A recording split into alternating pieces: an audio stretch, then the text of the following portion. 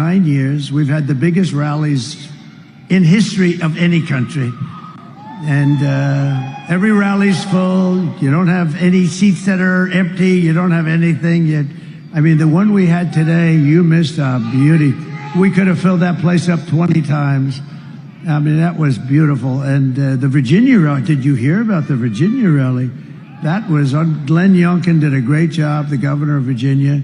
And we've had tremendous success. In 2016, we did phenomenally, right? We went in, they gave us a 3% chance. And sort of like amazing, right? What's up, everybody? Major Retired Richard Ojeda here, and the empty arena disaster. Folks, we've got to talk about the train wreck that was Donald Trump's latest rally. 300 people. And then we went to another one in another state. We had 49,000 people. She had 243 people. This man, who's always had a weird, unhealthy obsession with crowd size, stood there at the mic, lying through his teeth about having the biggest crowds ever. But guess what? Reality check, Donnie. The crowd size was so pathetic. It made a Kid Rock concert look sold out. Rows and rows of empty seats like the aftermath of a fire drill at a retirement home. People were filing out in droves, and Jason Selvig from The Good Liars captured every humiliating second. Trump still speaking? Yeah. You guys leaving early? You guys leaving early? Yeah. Taking off? Hey, you guys leaving early? Yeah. All right. Leaving the rally early? Yeah. Yeah. You guys leaving early? Yeah. You guys leaving early? Yeah. Yeah. You guys taking off a little bit early? Yeah. Yeah. You guys leaving? Yeah. Yeah. Why'd you decide to leave early? I've heard it before. Heard it before? It's kind of boring? Yeah. Watching them scurry out of there like ants deserting a melting ice cream cone on a hot summer day. And honestly, you can't blame them. Because what did they come for?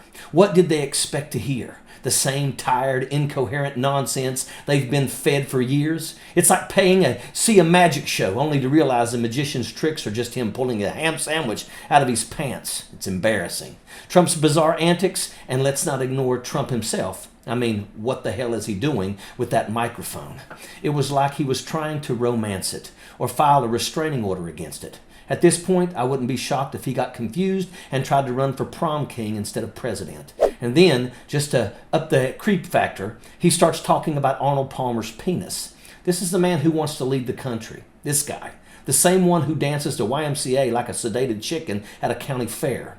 No wonder people are leaving mid-rally. They'd rather risk rush hour traffic than stick around for his circus. Who stayed behind? The die-hard fans. This is the real tragedy. These die-hard fans, these wannabe patriots who dress up in their MAGA gear as if being a Trump groupie is a full-time lifestyle.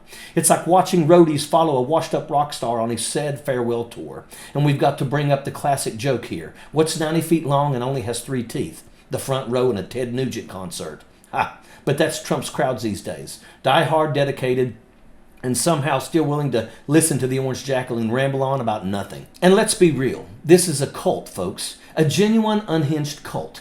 Trump followers don't care about facts, evidence, or reason. They've pledged blind, undying loyalty to a man who'd sell them snake oil and then charge them for the bottle. They're so deep in denial, so trapped in delusions, that they're willing to cheer for a man who does nothing but lie, whine, and paint himself as the victim. These aren't patriots. They're people who need a serious reality check, and we've got to be there to wake them up. And then there's Steve Bannon, good old Steve, that greasy, moldy can of spam, fresh out of jail, already running his mouth about taking back the country like he's some kind of revolutionary hero. I know why they hate me, and I feed off their hate. Because I'm never going to stop. You can send me in prison. You can keep imprison me. You can try to take me out like you tried to take out Trump. I don't care. But I'm never going to quit. This guy is so corrupt he'd steal pennies from a wishing well and claim it was for charity. Remember the We Build the Wall scam? Bannon grifted millions off of his own supporters and then had to beg Trump for a pardon to dodge prison. Now he's facing another fraud trial in December, and he's still out here talking like he's the second coming of George Washington. Give me a break. Steve Bannon and Donald Trump are only in this for themselves. Make no mistake. They're lawbreakers, criminals, con artists who want to tear down democracy and replace it with their far-right fantasy world. They're desperate to avoid accountability, so they blame everyone else, paint themselves as victims, and stir up chaos. And the worst part, their most loyal followers buy into it hook, line, and sinker because they're too stupid or too stubborn to do their own research. These people are so far gone, they'd follow Trump off a cliff, cheering all the way down. We can't take this lightly. This isn't just a comedy show of incompetence. It's a full-blown threat to our democracy. Project 2025 is a terrifying glimpse into what they have planned, firing experienced federal workers and replacing them with Trump loyalists. Imagine Bannon, that slimeball, making decisions about your health care, your Social Security, your benefits. The stakes are way too high. We got to stand up, push back, and make sure this dangerous circus doesn't get a chance to run the country into the ground.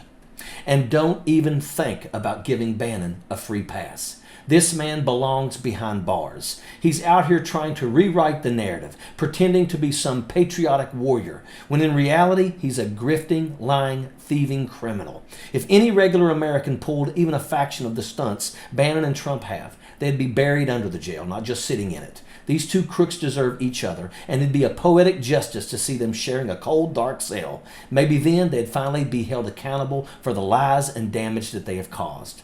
So let's keep the pressure on, folks. Mock them, roast them, call out the insanity, but more importantly, stay vigilant, stay active, and make sure we don't let these lunatics anywhere near power again. Because if we don't, the joke won't be on them. It'll be on all of us, and that is an absolute fact. Sappers clear the way. Airborne all the way.